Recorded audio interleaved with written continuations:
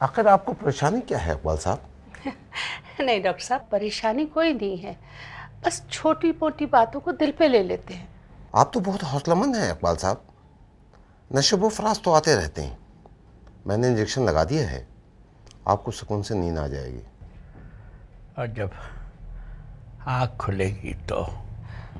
फिक्र मत कीजिए, इंशाल्लाह सब ठीक हो जाएगा। देखें इकबाल साहब, पेशेंट खुद आधा डॉक्टर होता है, खुद को कंट्रोल करना जानता है।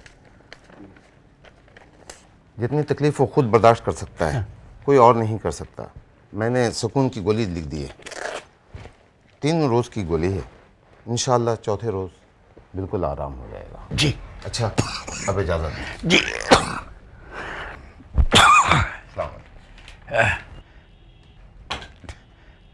तहसीन अब जिंदा रहने को जी नहीं चाहता।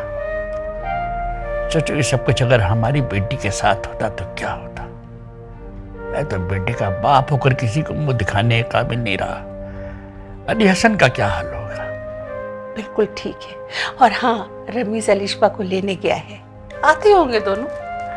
नहीं, अली हसन उसे कभी नहीं भेजेगा। मैं जानता हूं कि वो अपनी बेटियों को कितना चाहता है। अल्लाह ने 8 बरस बाद उसे बेटियां दी हैं। देखो इकबाल, बेटियों का बाप आखिर मजबूर है, उसे मजबूर होना पड़ता है। मेरे ख्याल में वो अलिशबा को भिजवा देंगे।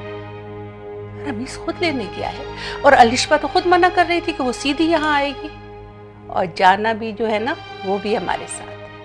हसन भाई मजबूर हो जाएगी। नहीं तहसीन, उसको मजबूर करना उसके साथ साथ है, इसलिए कि रमीज अलिशबा से। इकबाल, वो बिल्कुल ठीक हो जाएगा। अलिशबा जैसी समझदार बच्चियां बहुत जल्द अपने शौहर का दिल जीत लेती हैं। उसका ज़र्फ, उसका अखलाक, उसका सलीका रमीज कब तक नजरअंदाज करेगा? वो लोग आ गए, देखो तुम्हें कसम है, नरमी से काम लेना। हाँ हाँ।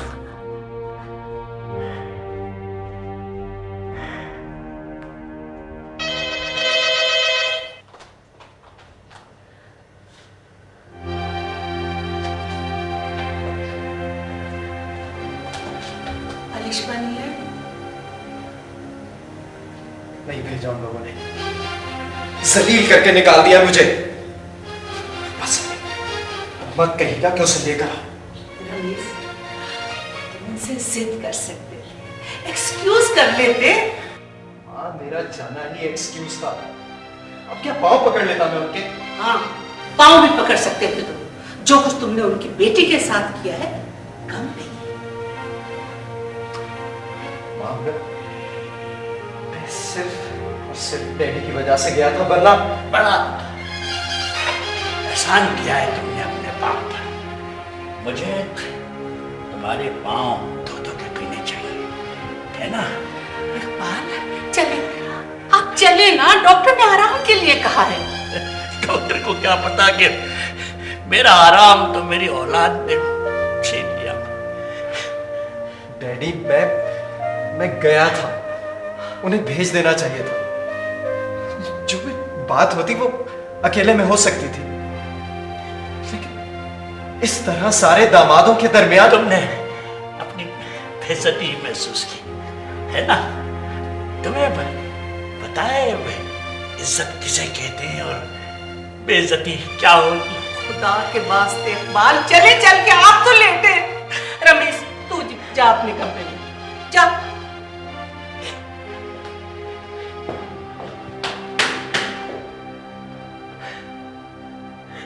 किस तरह पाला है तुमने इसको?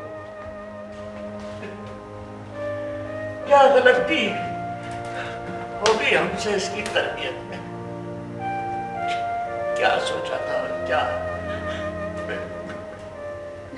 ऐसे होते थे वो? ऐसे होते हैं क्या? तुम्हें तो मेरी कदर करनी चाहिए, बल्कि तुम्हें क्या, तुम्हारे पूरे घर वालों को करनी चाहिए। सब करते हैं ताहा, लेकिन दामादों को भी ऐसा नहीं होना चाहिए। उन्हें भी बेटों की तरह रहना चाहिए। हाँ, तो फिर ससुर को भी बाप की बन के सोचना चाहिए। मैं तो अलिशबा की तारीफ करता हूँ, क्या जबरदस्त लड़की है वो। अपने मियाँ की सारी कारस्तानी को छुपा के रखा है उसने। वैसे अंकल को अलिशबा को घर भेज देना चाहिए, उन दोनों का जाती मामला है। मुझे तो हैरत हो रही है, आपकी सोच को अचानक क्या हो गया है? हाँ, तो कभी हमने शादी से पहले इस मौजू पे बात ही नहीं की, वरना हम दोनों की सोचों का पता चल जाता। अब देख क्या रही हो, खाना खाओ। हसन, जो होना था वो तो वो सह गई ना। खुद लेने आया था वो उसको, जाने देते। कैसी माँ हो तुम जिसे अपनी बच्ची के दुख का एहसास नहीं है। उसी के दुख का एहसास करते हुए तो कह रही हूं ना मैं। अली हसन, अलिशबा कल से रो रही है। ऐसी बच्चियों पर तो माँ बाप को फख्र करना चाहिए। बेहिस होते हैं वो माँ बाप जो बच्चियों के दुख उठाने के हौसले की दाद देके उन्हें अंदर से कमजोर कर देते हैं। अच्छी जिंदगी गुजारना, मोहब्बत के जवाब में मोहब्बत हासिल करने की ख्वाहिश करना भी तो उसका हक है। जो इज्जतों का ख्याल करते हैं उन्हें इज्जत देनी चाहिए। ब्याह के लेके गया था उसे अपनी ख्वाहिश अपनी मर्जी से, और अब ये सलूक कर रहा है। अब उसका सलूक बदल रहा है। जाना भी, आपको देख के पता चला है कि औरतें दुख कैसे सहती हैं। समंदर से गहरी होती हैं, सारी जिंदगी कुछ नजर नहीं आने देती। लेकिन अपनी जिंदगी गुजारना, अपनी मर्जी से जिंदगी गुजारना भी तो उनका हक है या नहीं? औरत तो शायद सारी जिंदगी अपनी दूसरों के लिए ही जीती है। पहले अपने माँ बाप के यहाँ उनकी इज्जत का भरम रखने के लिए, फिर अपने शौहर और ससुराल वालों की इज्जत बनाने के लिए, उनके यहाँ अपनी इज्जत बनाने के लिए, और फिर बच्चों पे कुर्बान हो जाने के लिए। हसन, औरत के पास अपनी जिंदगी जीने के लिए तो वक्त बचता ही नहीं है। और मैं उसे ये वक्त देना चाहता हूँ, मैं ये दस्तूर बदलना चाहता हूँ। लेकिन यही तो औरत नहीं चाहती। किसी के लिए मरना, किसी के लिए जीना, ये सब उसकी घुट्टी में पड़ गया है। उसे जाने दो, वो यहाँ रहेगी तो मर जाएगी, मत रोको उसे। मेरा यहाँ दम घुट रहा है। आप लोग चले जाओगे तो बाबा जानी को कौन समझाएगा? अलीशबा, तुम रमीज से इतनी मोहब्बत कब करने लगी? जब से उसने तुम्हें नफरत से ठुकरा दिया। गलत आदमी की गलत बात को सराहना बहुत बड़ी गलती होती है। अलिशबा, उसमें ऐसी कोई बात नहीं जिसके लिए तुम अपनी जिंदगी खराब करो। ये मेरी जिंदगी का फैसला है और आई थिंक ये फैसला मुझे करना चाहिए।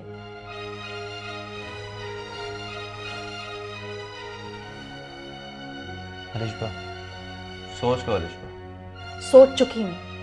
जिस लम्हे मुझे छोड़ के गया था उसी वक्त मैंने फैसला कर लिया था। ठीक है, मैं तुम्हें रमीज के घर ड्रॉप कर दूंगा, लेकिन याद रखना बाद में कुछ मत कहना। ना कभी कुछ कहा था, ना कभी कुछ कहूंगी। तुम्हें शायद अंदाजा नहीं है अलीशबा कि कैसा तूफान आ सकता है। सह लूंगी। मुझे यकीन है कि कुछ नहीं होगा। खुदा करे तुम्हारा ये यकीन सच्चा निकले।